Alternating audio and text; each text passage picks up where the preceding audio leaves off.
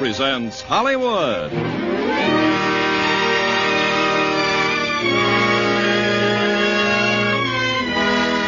Lever Brothers Company, the makers of Lux Toilet Soap, brings you the Lux Radio Theater, starring Dana Andrews and Pat Crowley in War of the Worlds. Ladies and gentlemen, your producer, Mr. Irving Cummings.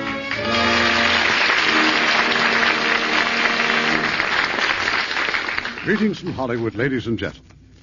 Tonight we are going to take a look into the possible frightening future, as though the present weren't bad enough, and see what might happen if our Earth were invaded by another planet. It's George Pal's production for Paramount, War of the Worlds, and our stars are Dana Andrews and Pat Crowley. They will join me later for a preview of George Pal's latest production for Paramount, Conquest of Space. Meanwhile, here's our good friend, Ken Carpenter. It would be hard to find a man who works as many hours a day as you women do. For instance, you spend 5.5 hours every week just doing dishes, and that's only for a family of 4. But Lux Liquid Detergent gives you back some of that time. Lux Liquid is made especially to help you do dishes fast and easy.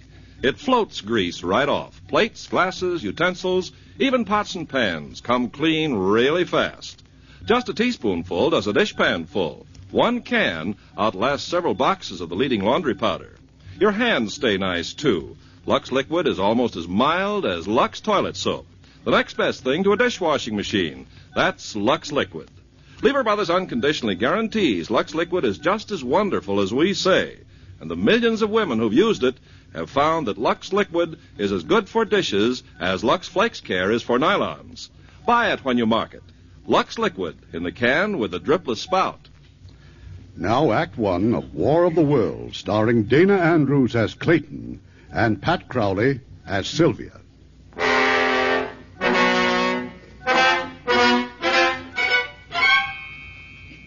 No one would have believed in the middle of the 20th century that human affairs were being watched keenly and closely by intelligences greater than man's. Yet across the gulf of space on the planet Mars, intellects vast and cool and unsympathetic regarded our Earth with envious eyes, slowly and surely drawing their plans against us. Mars is more than 140 million miles from the sun, and for centuries it has been in the last stages of exhaustion. The inhabitants of this dying planet looked across space with instruments and intelligences of which we have scarcely dreamed, searching for another world to which they could migrate. Their nearest world was giant Jupiter, where the atmospheric pressure is thousands of pounds to the square inch. They could not go there. Nor to Saturn, nor to Pluto, planets encased in eternal ice. They could not go to Neptune or Uranus, twin worlds in eternal night, and surrounded by unbreathable atmospheres of methane gas and ammonia vapor. They could not go to Mercury. Its temperature is that of molten lead. Of all the worlds that the intelligences on Mars could see and study, only our own warm Earth was green with vegetation, bright with water, and possessed a cloudy atmosphere eloquent of fertility.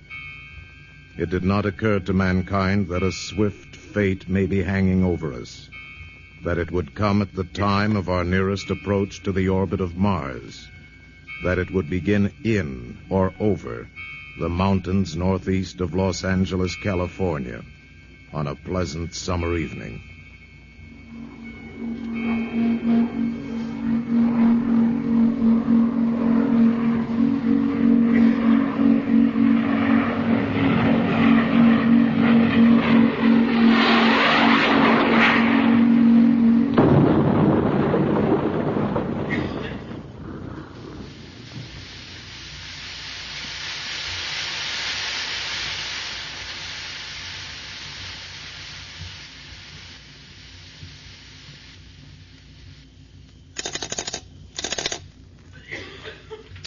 Claudio, this is Pine Summit Lookout. I got a smoke. Okay, what you reading?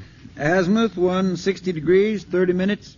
Right where that meteorite just hit. Did you see it? Not me, but a couple of the guys did. Must have been a pretty big fireball. Big. I never seen anything like it. Hey, look, you better get a pump truck over there before the fire gets really going. Will do.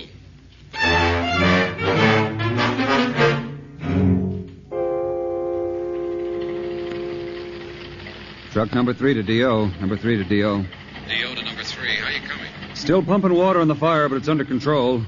Unless this meteorite heats things up again. Over. You mean it's still red hot? Over. Red hot is right.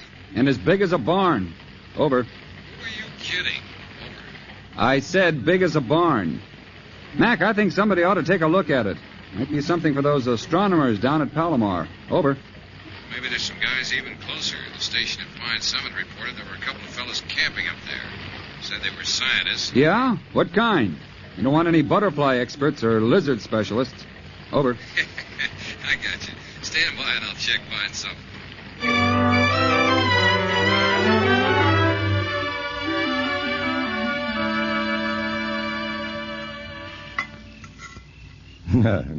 No butterflies or lizards. Just brook trout, yes. I'm chief fry cook. Mm-hmm. They sure smell good, don't they? There's plenty if you'd like to join us. I'd like to, but I got to get back to Lookout. What I really meant was, didn't you two tell me you were scientists from Pacific Tech? Mm-hmm. Dr. Bilderbeck is one of the country's top biochemists. Then he wouldn't know about meteors. That's your department, Clayton. The district officer phoned us at the summit. Want us to have an expert look at that meteor.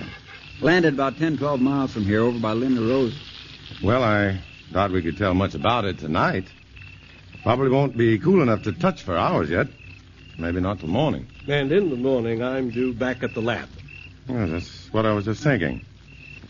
All right, I'll stay over. Perhaps in the morning the district officer can fix me up with a lift to Linda Rosa. How about me? You? Sure. My relief's coming up first thing tomorrow morning. I'd kind of like to get a look at that meteor myself. Good. That's a deal. Professor? Yes? Those trout do smell awful good, don't they? Change your mind? Yeah. My wife always said my strongest point's my weakness.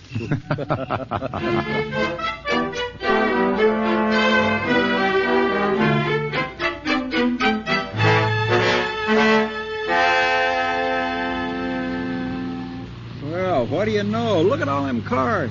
Yeah. Sightseers already. Yeah, one of them's the sheriff. That's his car parked on the fire break.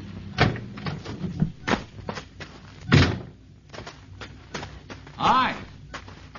Fiddler, up here. Well, that ranger waving at us? Yeah, that's Smith. Coming! The meteor sure plowed the tops off those trees, didn't it? That's odd. They don't usually hit at such an oblique angle. Hey, Smith, where is it? Down here in the gully. That's it down there. Half buried under all that loose earth. Still smoking. You bet it is. You could fry eggs on it. Ooh, really is big as a house, isn't it? Hey, I wouldn't get too near that thing. It'll scorch you. Oh, thanks. I'll bear that in mind. Did you see it come down? Did I see it? Yes. My uncle and I were coming out of the movies last night just when it flashed across the sky. We heard the explosion when it hit here. That's what I don't understand. Why a meteorite that size didn't make a bigger crater? Well, the ranger told us a scientist is coming over from Pacific Tech. He'll be able to tell you. He knows all about meteors. Well, he does? Really? He's top man in astro and nuclear physics. Clayton Forrester. Well, you must have heard of him. It appears that you have. Well, I did a thesis on American scientists when I was working for my master's degree. Forrester was the man behind the new atomic engines. One of these days he'll win the Nobel. He isn't that good. He certainly is. I think that if you knew him... I do know him. That is, slightly. Oh? What's he like? I mean, as a man. Well, for one thing, when he goes hunting or fishing, he never shaves. After 4 or 5 days, he looks about as fuzzy as I do. Oh, you're Dr. Forrester? Yes, that's right. Oh, I'm Sylvia Van Buren. How do you do? Very well, now that I've met the Dr. Clayton Forrester. Come on, I want my uncle to meet you. Oh, but I... Oh, please. He's just over there talking to the sheriff. All right. You in. Well, they won't be able to haul this one off to a museum. They certainly won't. Uncle Matthew, Yes, my dear. I want you to meet Dr. Clayton Forrester, the astrophysicist. Dr. Forrester, my uncle, Dr. Collins, pastor of the community church. Oh, I'm so glad to know you, Dr. Forrester. How do you do, sir? Hey, Sheriff. Look here. Yeah, what's wrong? Borrowed this Geiger counter off a guy that just come out here looking for uranium. Listen to it. Mind if I try that a moment, Ranger? Oh, no. Here you are. Now, that's the point that pulled me toward the gully.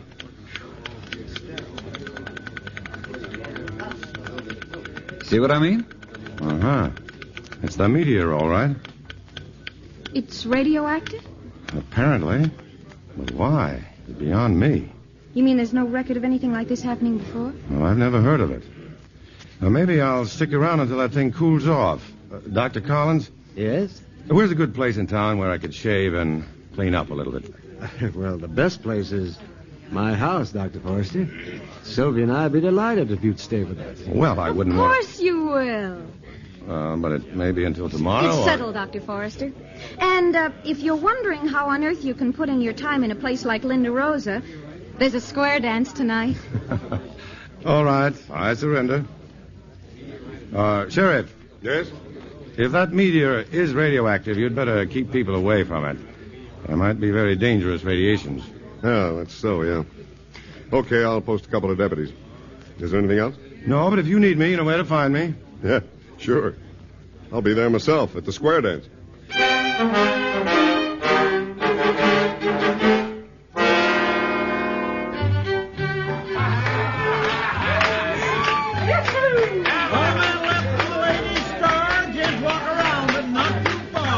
Having fun, Dr. Forrester? Sure. You know, dancing is something I don't get much time for. Why, you should make time. Don't your girlfriends like to dance? I don't have much time for them either, I'm afraid. Dr. Forrester.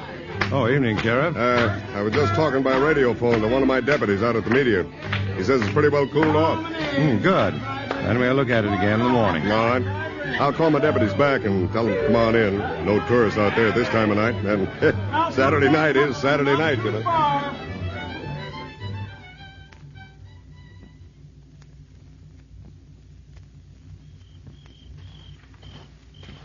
Hey, Salvador. Yes?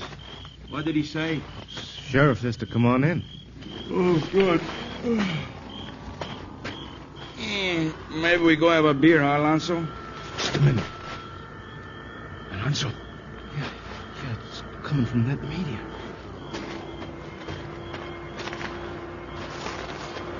It's moving! Something is moving on top of it. It's turning. It's no meteor. Alonso, hit the dirt. Hey, he's going right up through that opening at the top. Like a snake. Or a periscope like a cobra's head, only it's metal, some kind of green metal with eyes. He's turning all around.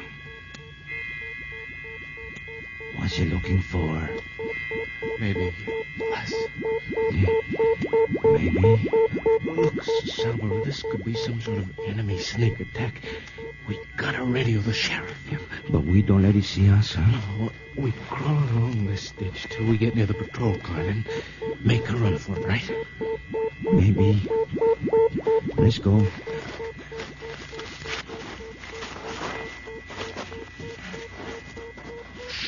Quiet! It sees us! Run! We gotta run!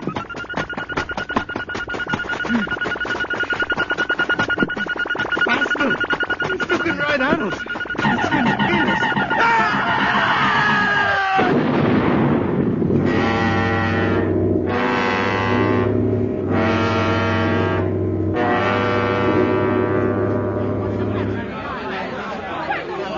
Hey, the lights. Who turned off those lights? Now, wait, don't get panicky, folks. Sylvia, Dr. Forrester. Yes, Uncle Matthew. Over here, Dr. Collins.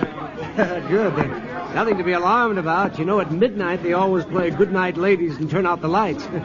I think they're just ahead of time. Well, let's check our watches. I'll strike a match. Let's see, I have 11:20. No, my watch has stopped. Well, that's strange. So's mine.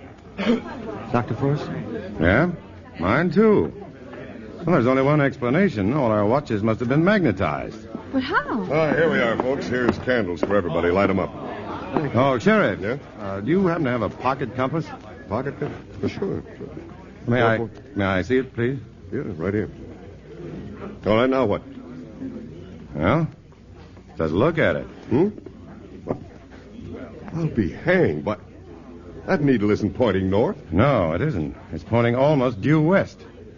Right to where that meteor came down. Sheriff?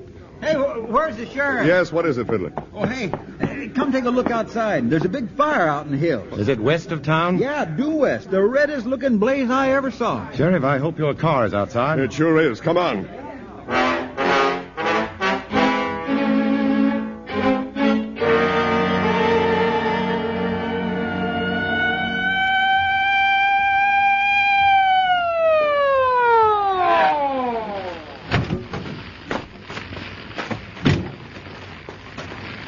Oh, there's the reason the lights went out. Power line's down. Yeah.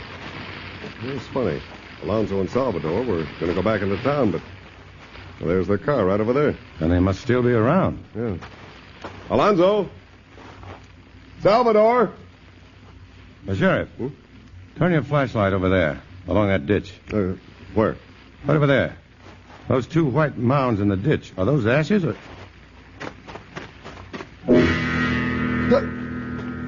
Good Lord. Nothing left but the outlines.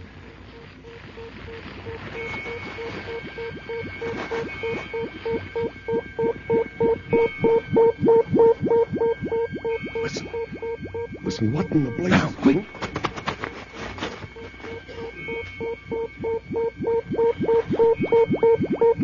Did you see it? Yes. It's fantastic. Oh, look, we've got to get word back to town. There's a transmitter in my car.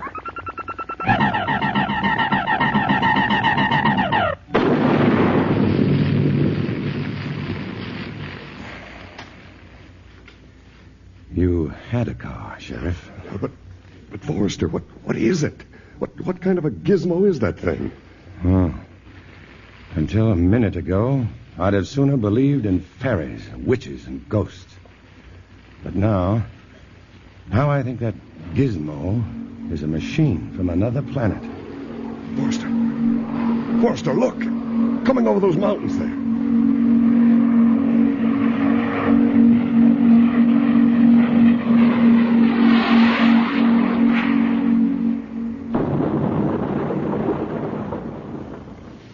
A second meteor, just like the first.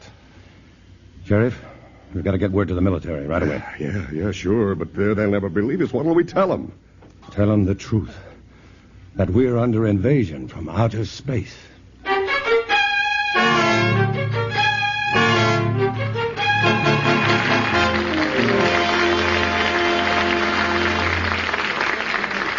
We'll have Act Two of War of the Worlds in a moment.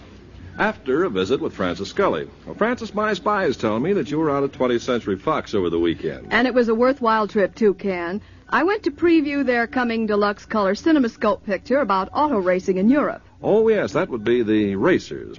See, I hear Kirk Douglas is great in it. Oh, he's in good company, too. Bella Darby, Gilbert Rowland, Cesar Romero, Lee J. Cobb, and Katie Urado are also starred. Well, those European races are famous for their excitement and danger. And Henry Hathaway, who directed the Racers, made sure movie fans would see the real thing. He used up over 90,000 feet of film shooting actual races. Well, they must have gotten some spectacular shots. Some fabulous shots, Ken. But the picture isn't all racing. The Love and Kisses department is well taken care of by Kirk Douglas and Bella Darby. Well taken care of. Well, with Bella Darby and Katie Urado in the Racers, there'll be at least 2 Lux complexions on display. Well, that's what you like, isn't it? Well, I guess most everybody does, though. There's nothing like a real Lux complexion. And how true those words are, ladies. There's nothing like a real Lux complexion in Hollywood or anywhere. And it's true that 9 out of 10 movie stars like Bella Darby and Katie Arado count on Lux toilet soap to help keep their complexions looking like a star's complexion should. But Lux can be your soap, too. You don't have to be a movie star to have a movie star complexion. That's the beauty of Lux. It can give you skin that would be called beautiful anywhere, even in Hollywood, the beauty capital of the world. So use mild and gentle Lux. It's unconditionally guaranteed by Lever Brothers. Believe me, once you use it, you'll say there's no other soap quite like Lux. Now our producer, Mr. Cummings. Act 2 of War of the Worlds, starring Dana Andrews as Clayton and Pat Crowley as Sylvia.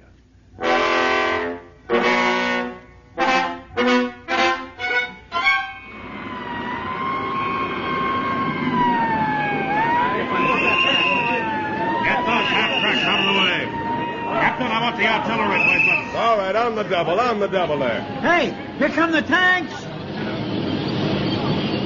I send the area under the control of the United States Marines from El Toro Base. Colonel Ralph Hefner commanding. The gully where the machine landed is almost surrounded, and... Oh, there's the man we want to hear from. Dr. Forrester. Yes? Would you give us your opinion, sir? Are these meteor machines from Mars? Well, certainly from some planet other than our own. Directly into the microphone, please, Doctor. Well, if they are Martians, I'm sure the creatures that operate these machines must be quite uncomfortable in our heavier air and with the Earth's much stronger gravitational pull. What do you think they look like, sir? That's anybody's guess. We do know from animal evolution on this planet that it's possible they may have more than one brain. Perhaps 2 or even more. And possibly they may even smell colors. Smell colors? Well, that's speculation, of course. Hey, Forrester. Yes? Colonel wants you in the command post. Oh, coming. If you'll excuse me, please. Certainly, sir.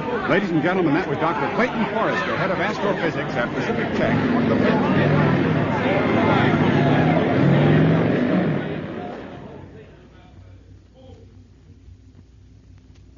observation post is on this hill. The recoilless 75s are back here, Carbon Canyon. Colonel Hefner. In a moment, Forrester. Command, Hefner. Yes, that's right, Captain. 2 rocket batteries on Hill 17 right now.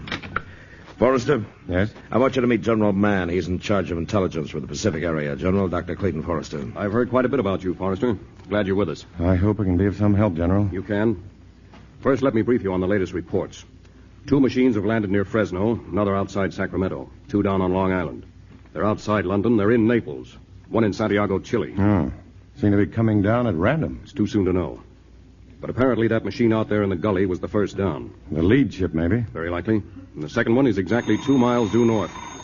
As I understand it, Forrester, you actually saw the first ship send out that destructive ray. Yes, I did.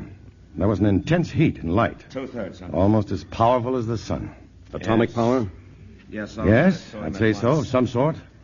General. Yes, Colonel. That was a relay from the Pentagon. Santiago, Chile radios it's under attack. 2/3 of the city already destroyed. 2/3? Yes, sir. But nothing like that can happen here, sir. We're ready for them. Listen. Is that it? Yes. Let's get to the observation post now. Lights out. Cut all lights. Lights off. Lights off. Lights. Lights. Keep your head down, General. Now focus your field glasses between these sandbags. Yes. You see the gully? There's a greenish light glowing over it. Wait. Something's rising. Like a periscope? Yes.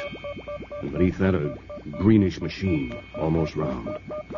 Just floating there in the air without propellers or jets. It must be supported by some sort of rays. Probably a kind of magnetic flux. They must be keeping the opposing poles in balance, and that lifts the machine. There's a second machine. And a third. Dr. Forrester! Dr. Forrester! Miss Van Buren, what are you doing? Uncle Matthew insisted on coming, and I wouldn't let him by himself. Dr. Forrester, you've got to talk to him. Miss Van Buren... Please! You've got to stop him. He wants to go out and talk to those meteor machines. All right, take me to him. Uncle Matthew keeps saying we should try to make the Martians understand we're willing to be friends. If they give us a chance to be. I know.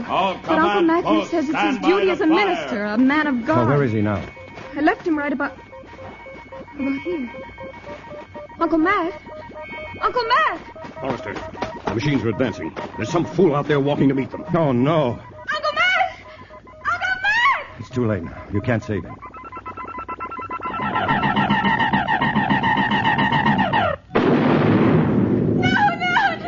Artillery batteries, fire! Rocket batteries, fire!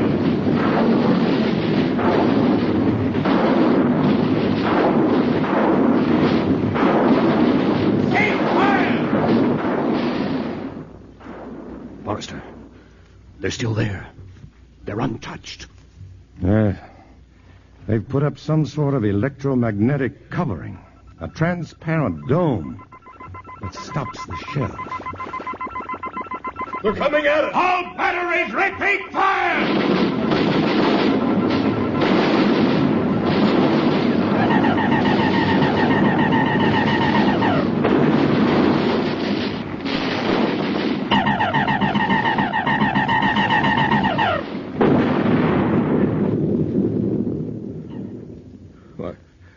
It's impossible. One moment I got heavy artillery, tanks and rockets, whole batteries of 105s, and then that ray hits them and there's nothing. Nothing. Just a puff of ashes.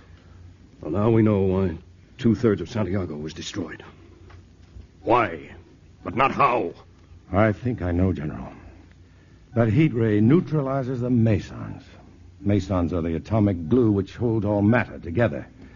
They're cut across their lines of magnetic force, and any object will simply cease to exist. Uh-huh. And just how do we defend ourselves against it? Not with shells and high explosives, I can tell you that. Take my word for it, General. You'd better talk to Washington about uranium and hydrogen bombs. Here they come. Here they come! Come on, let's get out of here. Everybody out! All commands pull back north of Highway 60 Turtle Bunker! Come on, hurry it up!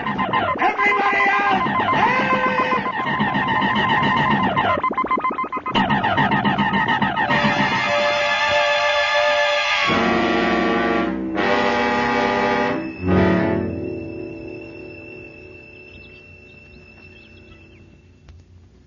Miss Van Buren.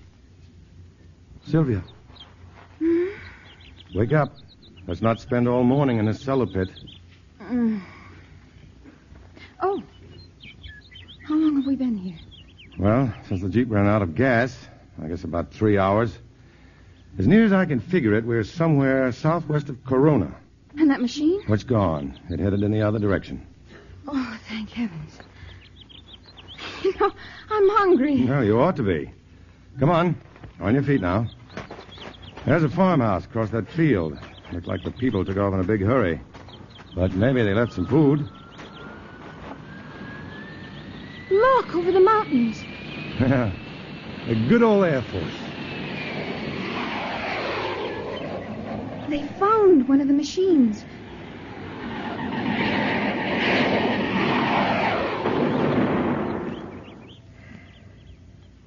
They just disappeared. In midair. Yeah. Well, it isn't going to do any good thinking about it. Let's hit for that farmhouse.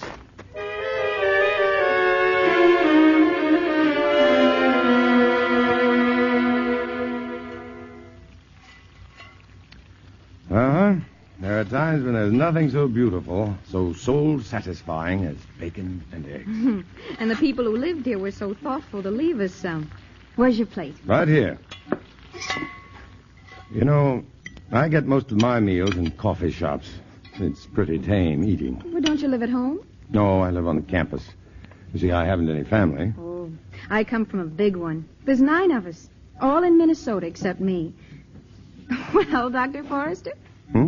Aren't you going to sit down? There is a kitchen table. Oh, yeah.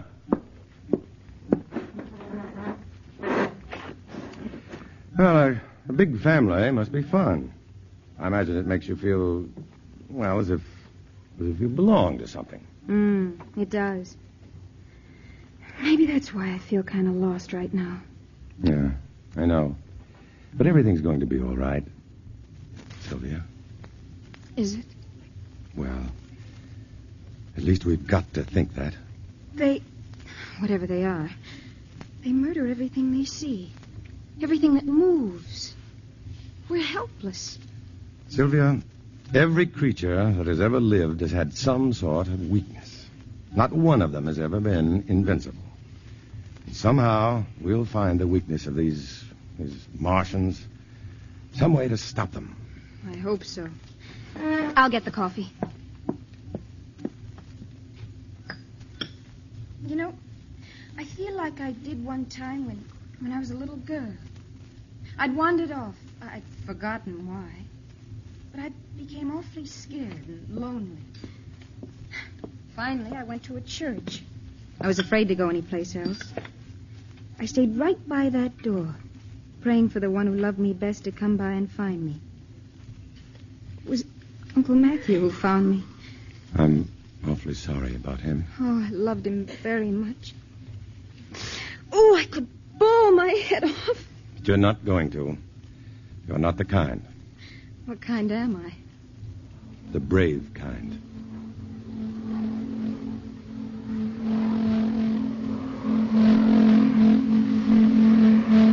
Clayton! Get down, on the floor.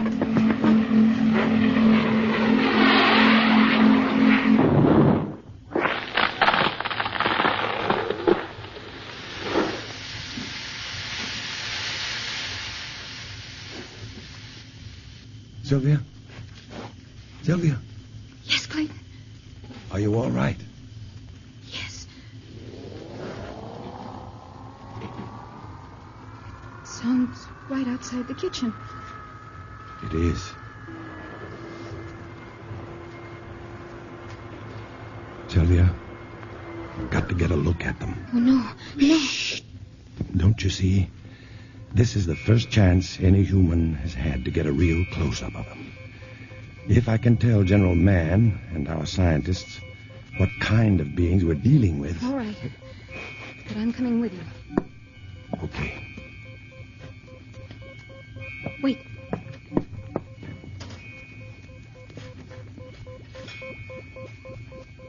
Take this.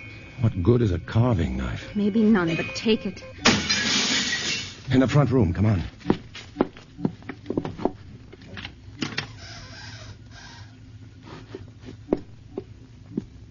See anything?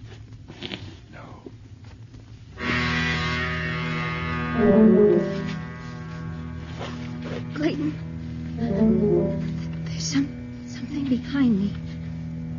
Something touching my left shoulder. I see it. Don't move. The knife. Don't move.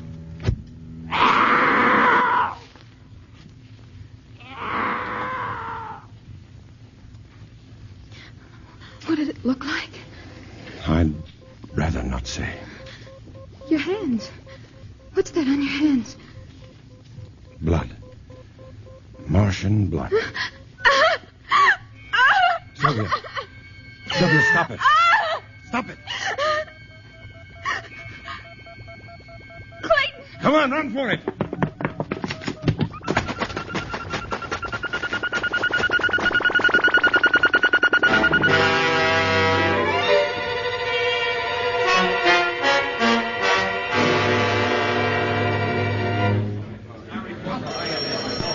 Ladies and gentlemen, for the benefit of those of you who don't know me, I'm General Mann of G2. I've asked you here because we desperately need the knowledge and skill of each one of you.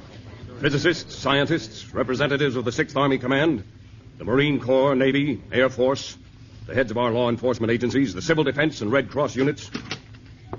The Secretary of Defense in Washington has instructed me to give the whole picture of what has happened and what lies before us. That is true. I'd like to see General Mann. Let us through, please, let us through. What's all that commotion? Major, see what that is. Yes, sir. General Mann. General. Yes, Dr. Bilderbeck. That man is one of my colleagues, Dr. Clayton Forrester. Forrester? We thought he'd been killed. Let them through! Let them through!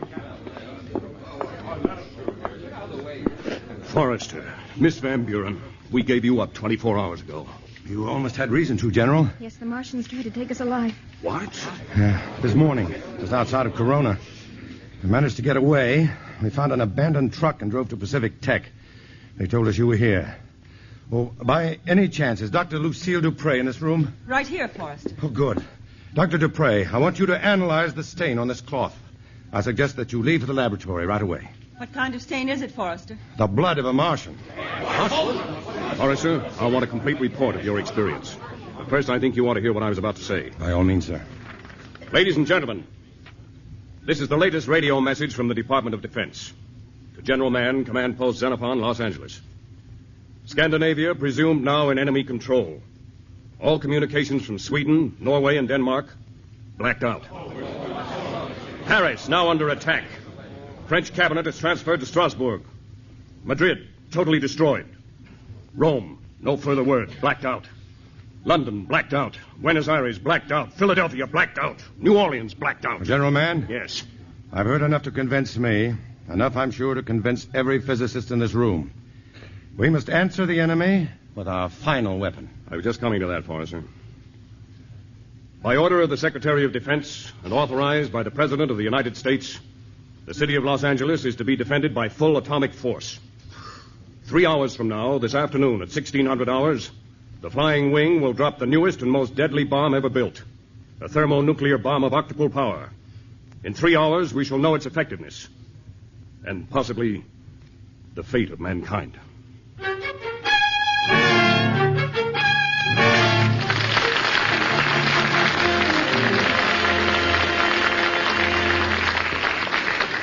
In a moment, Act 3 of War of the Worlds.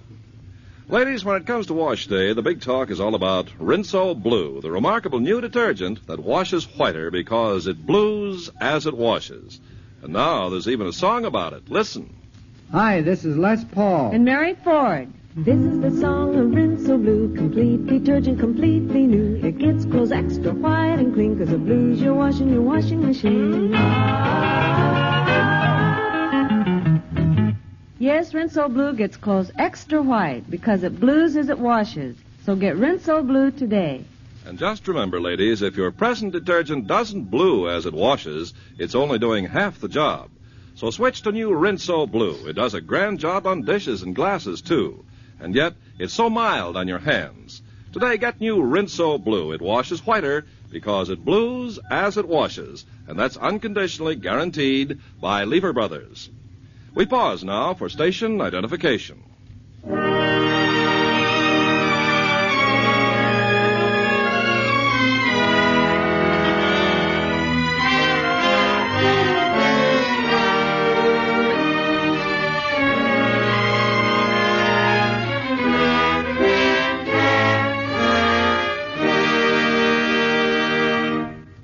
The curtain rises on Act 3 of War of the World, starring Dana Andrews as Clayton and Pat Crowley as Sylvia.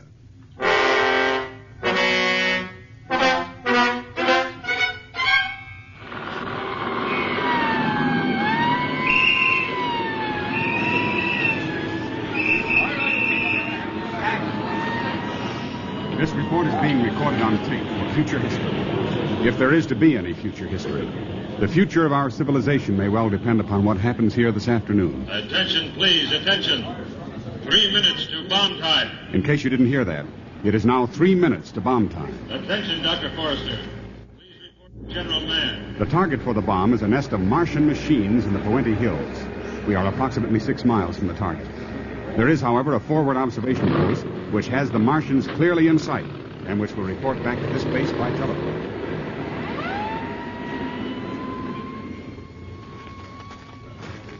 You know, of course, that you're not supposed to be here. Everyone else has told me that from General Mann down. But I'm only interested in where Clayton Forrester wants me. Oh, that is here. Attention, please. 2 minutes to bomb time. 2 minutes. Forrester. Dupre, I thought you were back at the lab. I just finished. That sample of Martian blood, Forrester. It's astounding.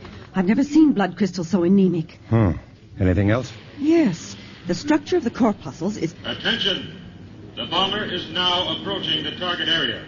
Prepare to take shelter. Forrester, General Mann wants us in his dugout. We're coming. We're coming. Watch your heads, everybody. There's not much clearance here.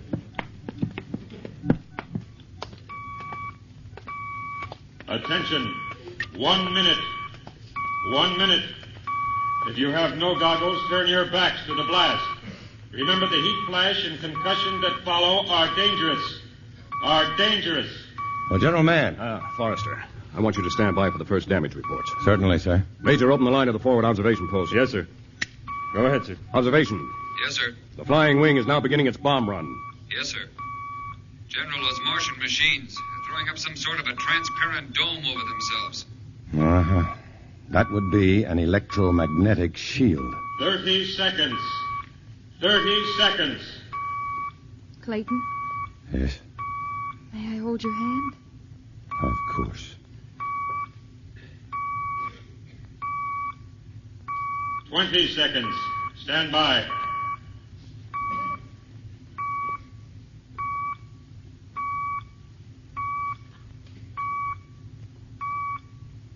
Seconds. 9, 8, 7, 6, 5, 4, 3, 2, 1, 0.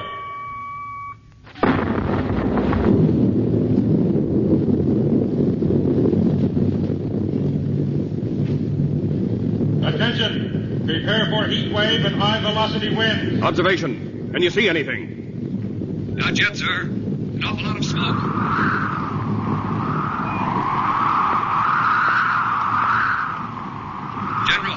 General, we can see something moving. They're still there. They haven't even been touched. They're still...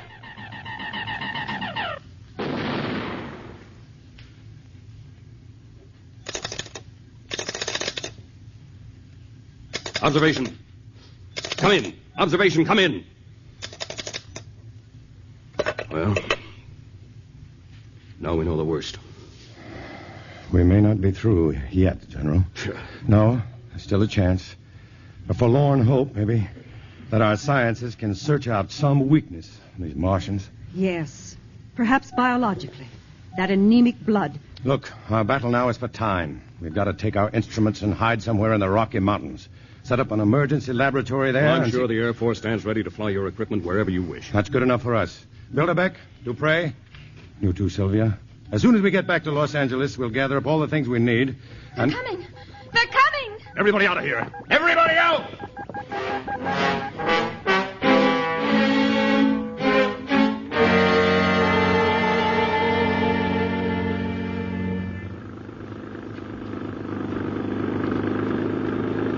Attention, please. Attention. This is an official order of the 6th Army Command. Evacuate your homes at once. Take food and water and extra clothing with you.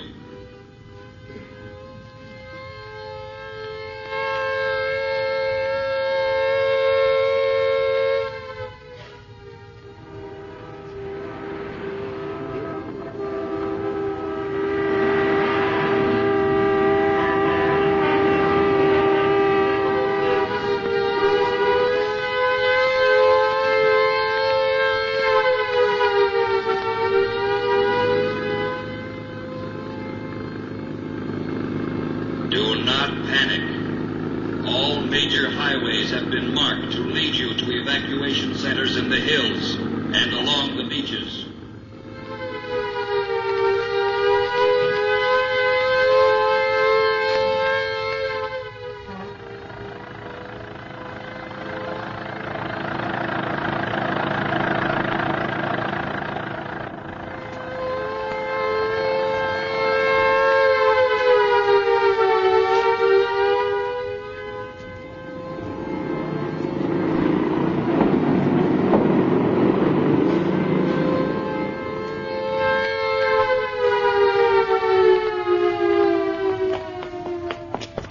My baby! My baby! Gina! Where are you? Gina!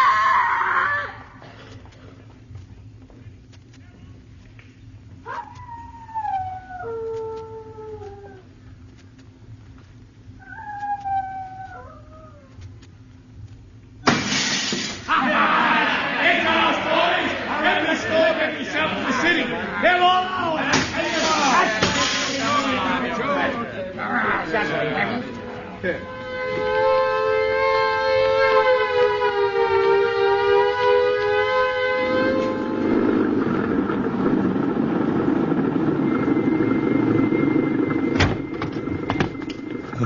here in the truck for me. Forrester, bring only the sonic microscopes. Okay. Oh, which floor are they on? The 10th, Forrester. Hurry, Clayton. Don't worry. I'll be back in 5 minutes.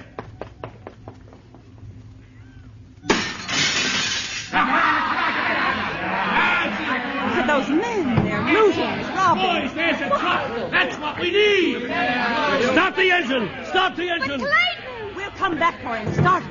Get out of here. No. Come on, get out of there.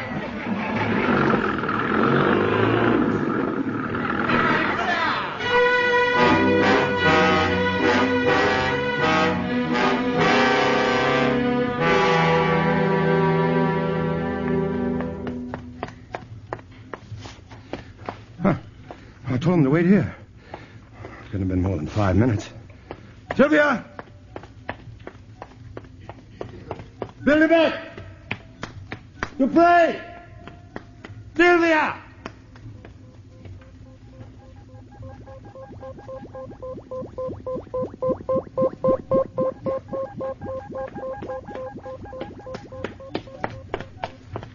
Sylvia! Billy Beck! They went off and left you too, eh? No. Something must have happened. They'll be back. Well, they were in a yellow truck. That was the truck. Sir, I'll give you $1,000. Huh? For what? Your place in that truck. Listen, I said they'll be... 2,000. Look, I don't want anything from you. 5,000. I'm rich. I've got it right here. My wife, servants, everybody. They all ran off and left me. But you can have any amount you... No, I'm sorry. Money's no good now. 10,000, sir. 10,000. Sylvia! Dupre! 50,000! Billy Beck! Sylvia! 100! Everything I've got! Everything!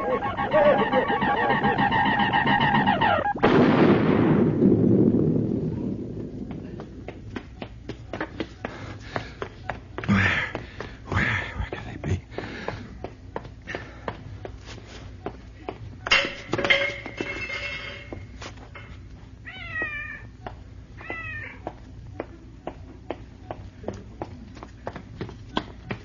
Sylvia!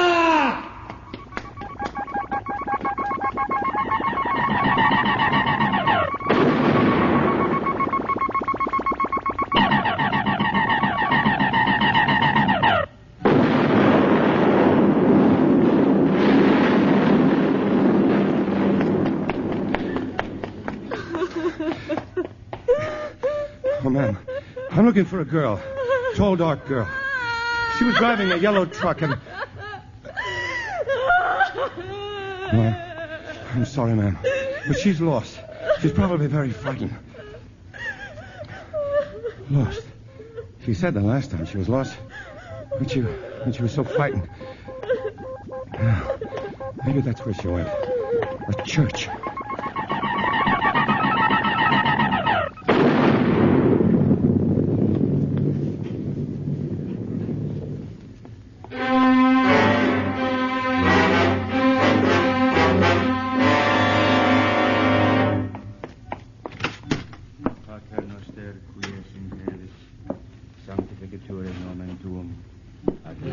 Sylvia!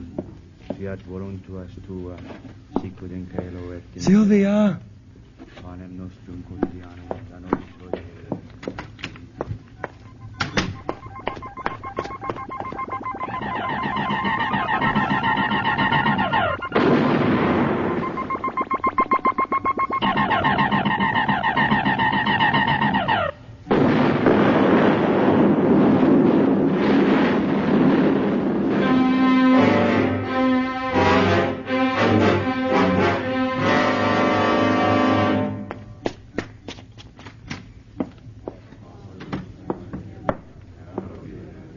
Sylvia?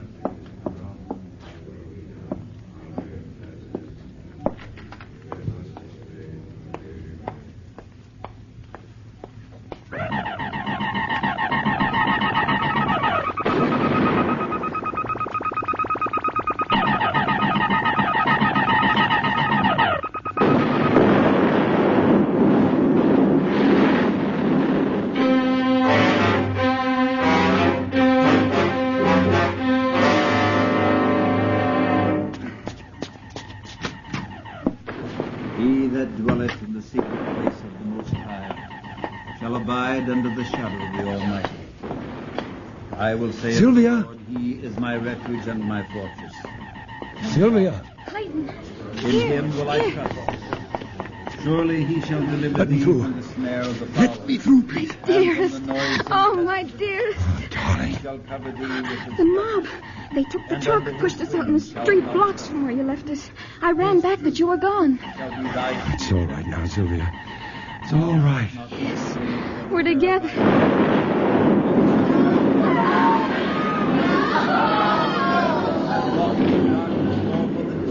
That wasteth at noonday.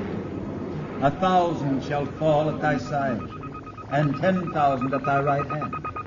But it shall not come nigh thee. Only with thine eyes shalt thou behold and see the reward of it. Because thou hast made the Lord, which is my refuge, even the Most High, thy habitation.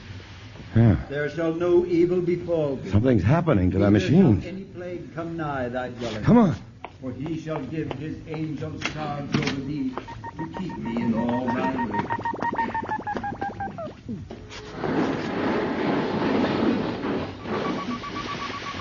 Look. There in the street, that body. Yeah. That's one of them.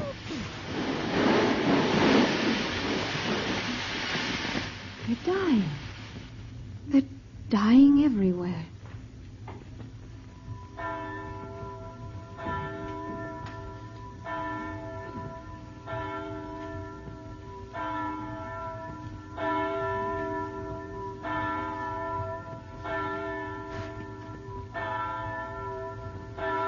We prayed for a miracle. And it's happened.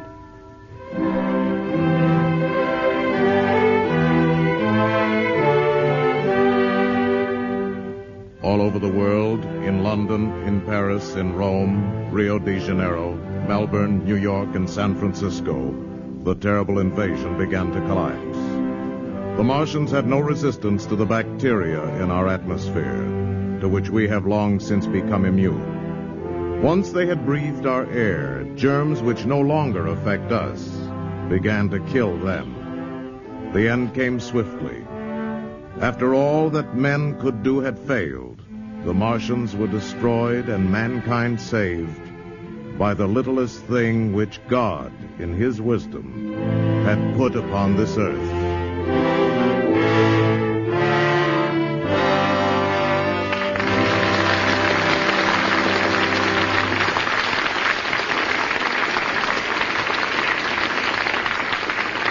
In a moment, our stars will return.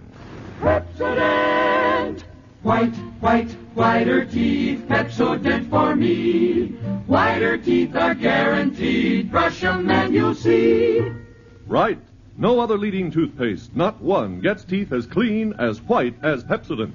You see, Pepsodent contains the most effective tooth cleaning ingredient in the world, IMP, insoluble metaphosphate. Wow! That's what it's called. IMP is found only in the Pepsodent Irium formula because Pepsodent uses the entire world supply. White, white, whiter teeth, Pepsodent for me. And oh yes, cleaner, whiter teeth naturally mean less chance of decay and a sweeter breath with a clean mouth taste for hours. Whiter teeth are guaranteed. Brush 'em and you'll see. Lever Brothers makes this promise, this unconditional money-back guarantee. Change to Pepsodent and you'll see your teeth become whiter. Brush 'em and you'll see. Now, here's Mr. Cummings with our stars. And here they are, Dana Andrews and Pat Crowley.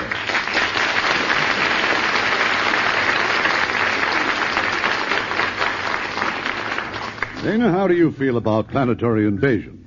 Well, Irving, if I have a choice, I'd rather we invaded them. Then you'll want to see George Pal's new Technicolor picture for Paramount, Conquest of Space. Because whereas War of the Worlds is just science fiction, Conquest of Space is science fact.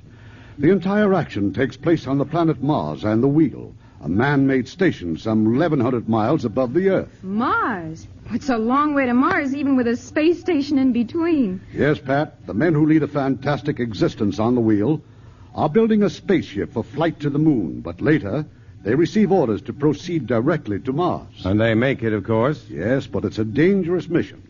And there's an exciting and suspenseful climax. And I think it's interesting that all the players are young unknowns who are getting their very first chance. And I hope they'll all be as big a hit as Pat. I understand there's a good chance your name may appear in the Academy Award nomination this week, Pat, for the Best Supporting Actress in your first big role in Forever Female. Oh, well, now that'd be too good to be true. But I'm sure Paramount's The Country Girl will be nominated. But I just don't see how anyone could choose between the performances of Bing Crosby and William Holden. And, of course, Grace Kelly's a cinch. Well, there's no doubt at all about you and Grace Kelly being Lux girls, is there? Oh, no, Irving. If getting an Oscar were as easy as having a Lux complexion, I'd be a cinch, too. I'll always use Lux for my complexion. It's just wonderful. And now, how about next week's play, Irving? Well, next week, it's an entirely different type of adventure, Dana. One of our 20 greats. A story of a search for gold by a trio of fascinating characters, and it's filled with suspense right up to the unexpected climax. It's Warner Brothers' The Treasure of Sierra Madre. And our stars will be Edmund O'Brien and Walter Brennan. Oh, I'll have to listen to that, Irving. Good night. Good night. You are both great.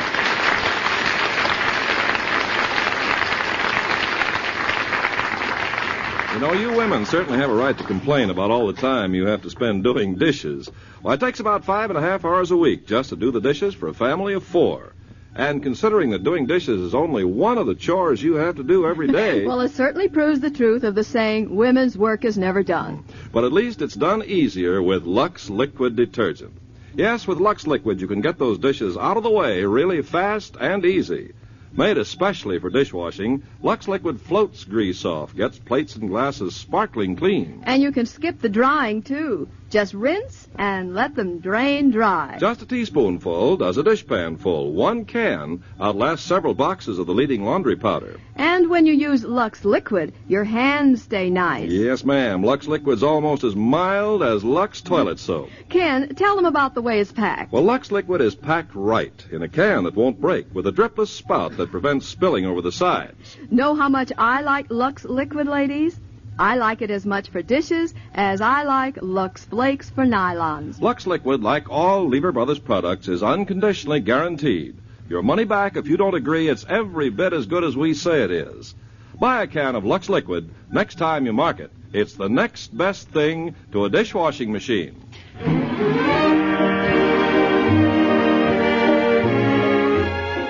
Lever Brothers Company, makers of Lux Toilet Soap and Lux Liquid Detergent, invite you to be with us again next Tuesday evening when the Lux Radio Theater presents The Treasure of Sierra Madre, starring Edmund O'Brien and Walter Brennan. This is Irving Cummings saying good night to you from Hollywood.